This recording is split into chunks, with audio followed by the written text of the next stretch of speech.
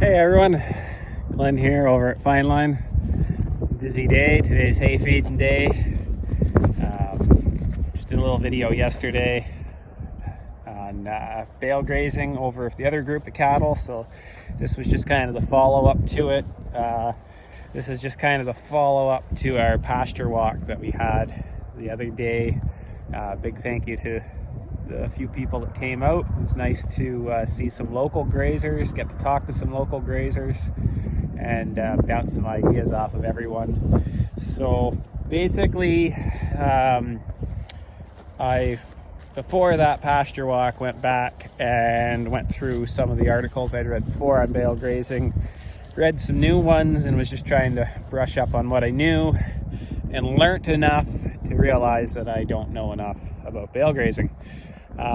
Not enough to teach anyone about bale grazing, but enough to teach people that maybe they need to do their own research and what kind of questions they should be asking and looking at. So in summary,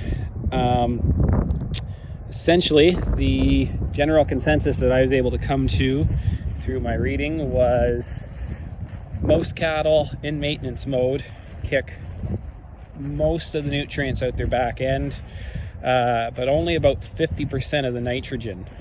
Nitrogen is part of the protein that they're eating. Protein is 6.25% nitrogen. The cows utilize that protein, so about 50% of the nitrogen comes out their back end. Although most cattle in studies are secreting 85 to 90%, and that's because we're actually overfeeding most cattle protein. The other thing I've noticed too is that there seems to be an imbalance of phosphorus to potassium, very high potassium.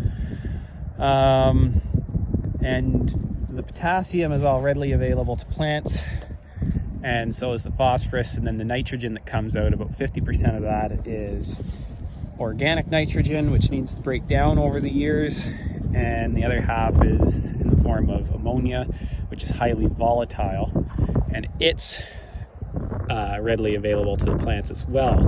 If we were to be feeding these cattle right now in the dry lot, just in the yard, that highly volatile nitrogen and phosphorus would be lost, and when we scrape up the manure and spread it in the spring or the following fall, we'd basically just be spreading organic matter, potassium, and organic nitrogen that would take a few years to break down and not be readily available for the cows. So by bale grazing, we're putting all that highly volatile stuff right out here in the field. And there again, there's no great numbers as to what actually goes into the field when the ground is frozen. But we do know it's better than just leaving it in the dry lot. We're guaranteed to lose it.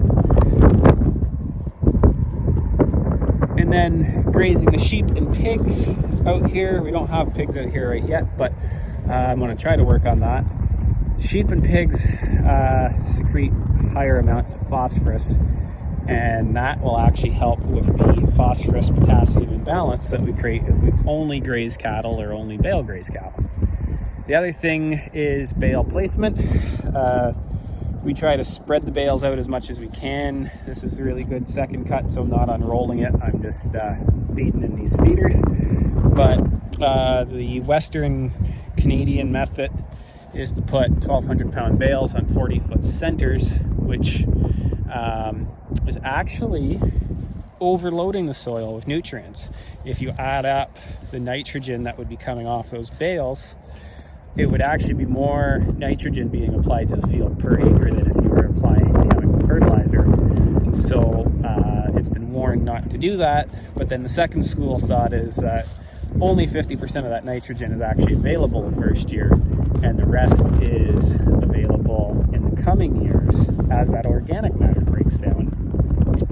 The other thing is, though, with bale grazing is we'll often see a really nice green ring around where the bales were, and part of that is because we're improving water holding capacity with the organic matter. But then the other thing is, if the cows don't eat it right away when you turn the cows out, where that grass is nice and lush, it's actually just got a potassium imbalance from all the potassium going into soil. So general consensus is we do much better if we're feeding out in the pasture than if we're feeding in the yard. Cutting down my labor, I don't have to spread the manure, cutting down use of diesel fuel, and we are capturing more of those nutrients than we would just in the yard. But we want to place these bales strategically that we are really impacting the low fertility spots like the top of this hill that's normally nothing but sand. But we also don't want to place them too heavy that we're polluting. And if we can vary the species that we're grazing with, we will help create more balanced manure. So in short, if you are thinking about bale grazing, there's many different methods of doing it. Find one that works for you, whether it's placing enough hay for a month, placing enough hay for a week, or rolling bales out every single day. Figure out what type of livestock you're feeding, be it cows or sheep, where they're at in their gestation or lactation, and what their requirements are, and what the nutrient value of your hay is. And that can help you figure out just how far apart you should be spacing your bales, or how many bales you should be unrolling per acre. I think that just about sums it up and makes it as clear as mud. If you have any questions about that, I suggest you ask somebody that knows more than I do. Anyway, folks, you guys take care. That's just a quick summary from the other week, and we'll see you again soon.